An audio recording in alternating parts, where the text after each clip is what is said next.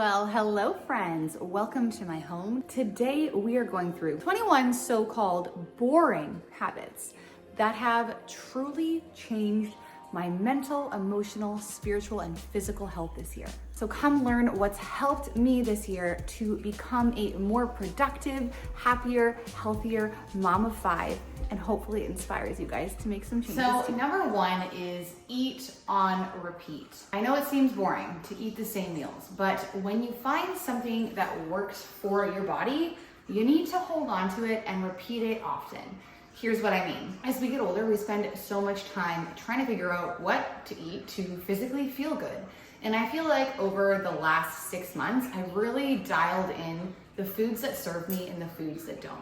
So eating on repeat not only simplifies my life, but my gut, my stomach, my mind, my brain, everything feels better when I can choose what to eat according to how it's going to make me feel. So though it may feel boring and repetitive, choose foods that make you feel good and do them often to keep your life as simple as possible and genuinely feel your best.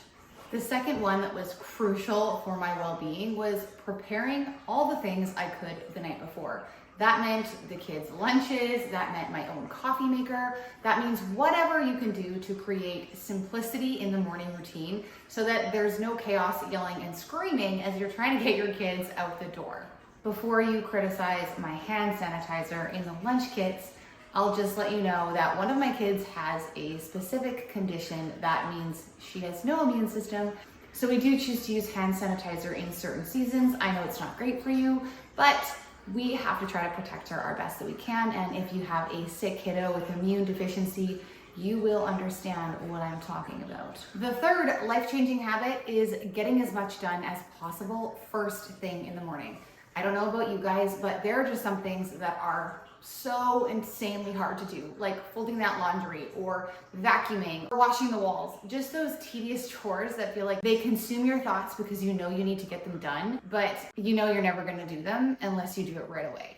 Sometimes I will look at the timer and set it for 20 minutes and quickly clean the bathroom as soon as I get home from school drop off, just to know that that one thing is going to be accomplished. So get as much done as you can first thing in the morning when your energy is high and your coffee's kicked in and you're able to feel like you can conquer. The fourth habit is creating consistent morning and evening routines that work for you, not for anybody else, that you actually crave.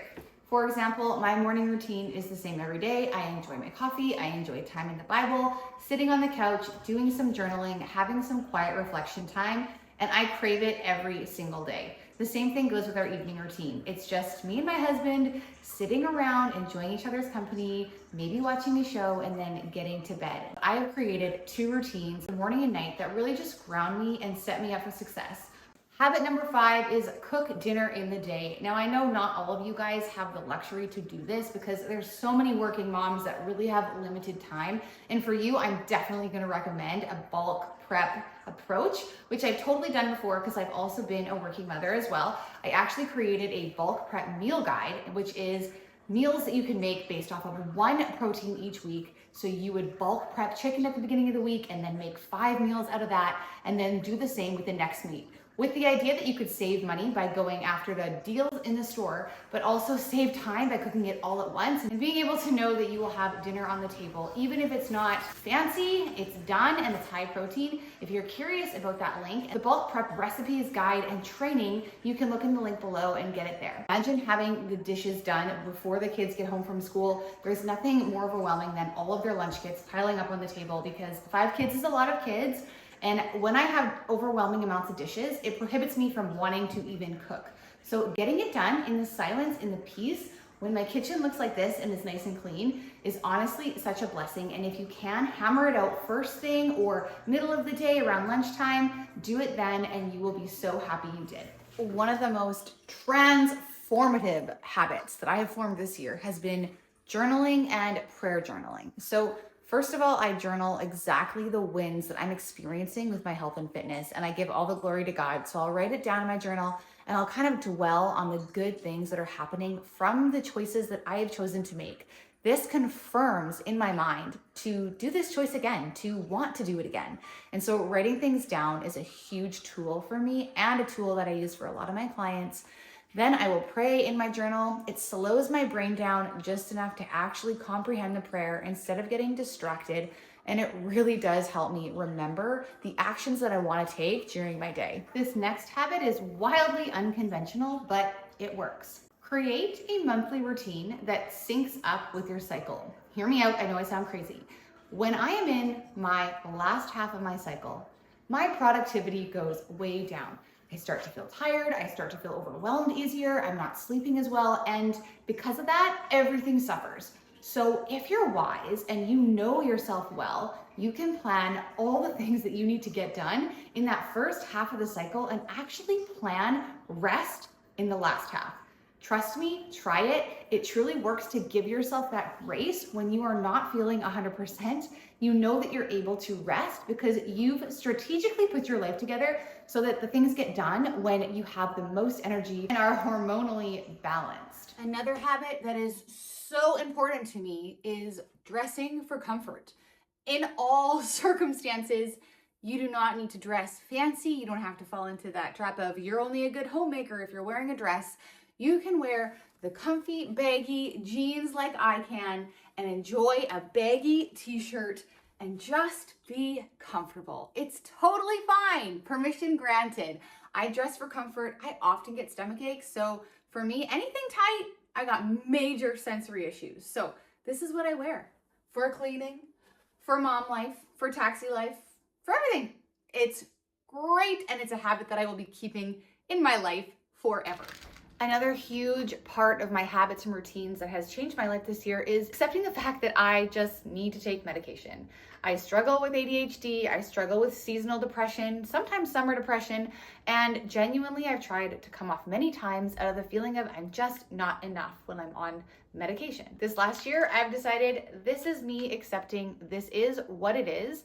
Therapy, counseling, medication, all of these things have helped me grow in my faith, grow as a mother, and most importantly, be able to show up as the woman that God wants me to be. And so it is important that I accept this part of my routine and acknowledge that it is a huge thing that helps me in my day-to-day life.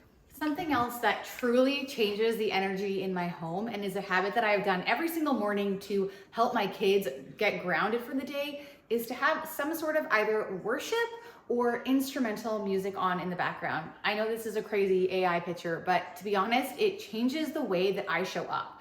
I am a very fast-paced person, and sometimes I need music to calm my body down. And so having this on, it makes me feel like I'm in a story and I slow down and I am able to savor things in a slower fashion. Getting extremely minimal has been a habit that has changed my life.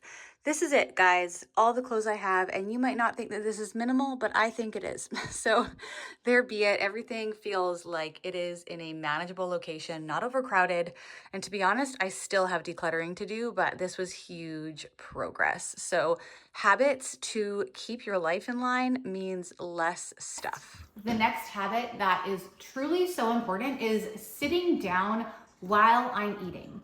It is so incredibly important for you to sit and pay attention to the food you're eating. It helps your body regulate its hunger and fullness cues and helps you actually enjoy the meal that you've created. So as a busy mom of 5, I spent years standing and eating, driving and eating, eating with a baby on my boob, eating with a baby on my lap. It was just a constant not really being able to focus on food. And a lot of the emotional eating that we have comes from this discontentment with what we're eating and us not feeling satisfied. So paying attention to what you're eating, sitting, maybe taking some deep breaths to cue your body to go into the rest and digest mode that it needs to actually digest your food effectively. Life changing. Another habit that's super important for me is lifting heavy things a few times a week. I used to be very extreme in the high intensity workout world, but this year at 37 years old, I have been focusing on gaining strength. So that has looked like lifting weights a few times a week, going heavy and taking lots of rest periods to help my body recover. This is the best way to gain muscle. It's the kind of programming that I use with all of my clients, and it's a way that I like to worship God within my body. Gone are the days of hating myself into fitness, of critiquing my body, of trying to change my body, or of hating parts of my body. I have very clearly had 5 kids. My stomach is stretched out. I have little to no boobies left. And to be honest, I love fitness more than ever because fitness is not about your body. God made your body. It's the temple of the Holy Spirit, and you can move it out of love. It was hard to get to this place, a lot of years of body dysmorphia, but it is a beautiful, freeing place to be getting older, but also more confident in the body that I have. Another wise habit I have done this year is modeling how I want my kids to eat. They don't yet eat like this. We're still working on it. But the general consensus is if I just model how to eat, they will eventually one day decide when they don't feel good that healthy foods look like, and then I will be the example in that place. So modeling healthy foods, talking about nutrition has been a habit that I have made normal in our family this year. Another kind of strange habit that I've done this year is not folded any laundry. Yeah, I know that you think, how is that beneficial? But in reality, I noticed my kids were just throwing everything in their drawers, or I would fold it, they'd throw it in, or I would fold it, put it in, and 5 seconds later, they would just mess it all up. So much time wasted. Started just putting it in baskets and giving it to them to put away. I don't need to see inside their drawers. My drawers are tidy.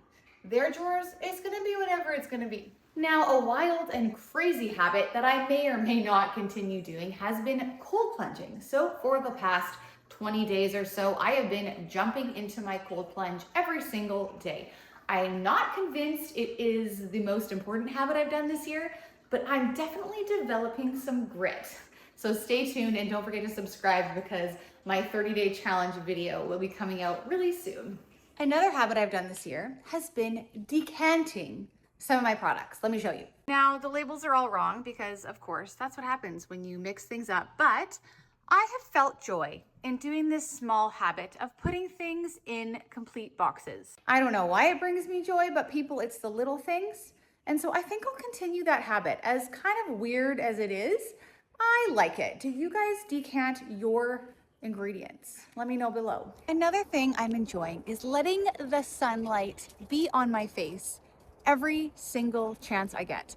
Daily 5 minutes in the sun can truly wake you up, get your body back in the right rhythm, and it just feels so good to get outside. It's easy in the summer, hard in the winter, but I encourage you to do it. Just a few minutes a day. Get that sunlight on the eyes. Another extremely valuable habit that I did this year was I started walking a lot, and I mean a lot. I did a 30-day challenge where I did 15,000 steps a day. I can link that video below.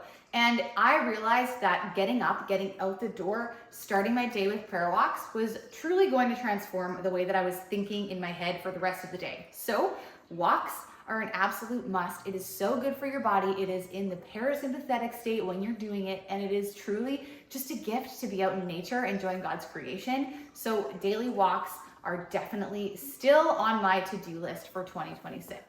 Just working away here and remembering another habit that has been so helpful for my digestion, for my stomach, and for my cravings has been to be drinking a hot drink all day long. That's usually green tea for me. It's proven to help lower your acne, your sebum production in your skin. And so I started drinking tea and honey instead of bubbly water, which I really have an addiction to. So I'm working on that. And it's really helped my stomach and my digestion a lot. So that's definitely a new habit that I will be keeping. A more recent habit that I really felt like God was calling me to do was to create strong and healthy boundaries on my phone. So as a person who works on social media, it can feel so overwhelming. Checking Instagram all the time just felt exhausting. So I downloaded an app that was really helpful, and it has really been a huge game changer for me. I am able to be in focus mode. I'll share a picture of the app here and a link below if you guys are interested in it. But it has been so nice to know that every day at 3 o'clock, my phone is going to not let me open up the Instagram app, the YouTube app. Nothing can be opened after that point. And it's just so great. It has stopped that habit of just opening Instagram for fun over and over again in the day. And it has been really healthy for my brain. So that has transformed my mental health in a huge way. This habit is kind of debatable on whether or not it's actually a healthy habit, because there was a time in my life where this habit would have been very unhealthy for me. But in the body that I'm currently in the state of my mind that I'm currently in, I enjoy a little bit of data about my body. I enjoy seeing if I'm working hard, gaining muscle, if I'm stressed. I love to watch the heart rate variability on my watch to see what's happening within my body. I find it extremely interesting. I am no longer triggered by a scale or weight. I love looking at the metrics of the body. And so for this last little bit, I have been using the Hume Health Pod, and it shows me so many things. And it told me that I was 27 years old in my metabolic age. So I kind of got a little bit into it, just seeing like where my mass is. Is this arm stronger than this arm? Is my skeleton weigh this much? How much water am I having right now? It's just helped me get really kind of involved in like what the systems of the body are, and I find it really cool as a personal trainer to be able to have that data. Most girls I know need to get rid of the scale once and for all, but if you do think that maybe it's just the number that's bothering you, being able to see your muscle mass and your body composition changes on that scale has really helped a lot of people. So if you guys want that link, I will put it in the description box below. I love it, it's really fun, and it shows me a lot of data about my body, which is kind of cool. Super curious which habits you're gonna take up and which one you want to drop in the year to come. Leave a comment below and let me know how I can pray for you. Thanks so much for being here, you guys. Don't forget to follow me over at Body with Brie Fitness on Instagram, and we'll see you guys in the next video.